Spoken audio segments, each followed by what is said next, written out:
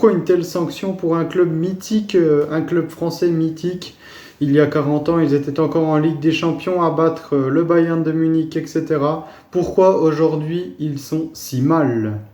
Eh ben, c'est tout simplement à cause d'un endettement énorme de la part du club, un endettement de plus de 90 millions d'euros, un énorme endettement qui empêche la DNCG d'accepter au club d'évoluer dans des championnats professionnels.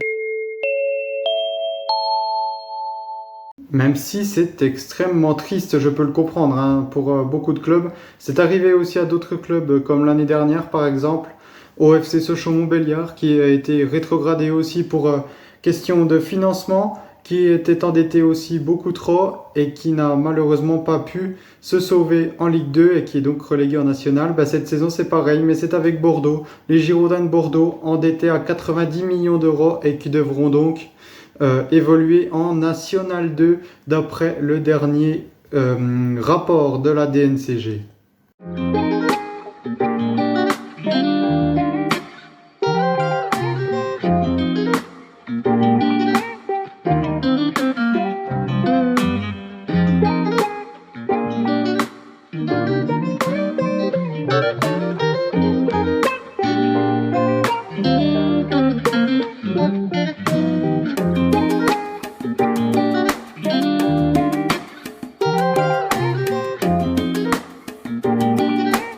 Les Chamois niortais cette fois-ci, c'est exactement pareil que les Girondins de Bordeaux. Une relégation pour cause financière avec une dette entre 5 et 6 millions d'euros, donc certes nettement moins élevée que celle des Bordelais, mais Niort n'aura pas la possibilité de racheter ses dettes. Ce qui signifie donc le dépôt de bilan. C'est pour cela que la DNCG, la police, le gendarme du football, a décidé de renvoyer les Chamois niortais, le club de Niort, qui allait fêter bientôt ses centenaires, qui a donc décidé de le renvoyer et de le rejeter de toute compétition nationale.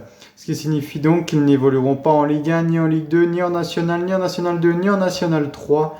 Peut-être que le club pourra résister avec une Régionale 1, mais on n'est pas sûr du tout que le club ne soit pas éteint définitivement.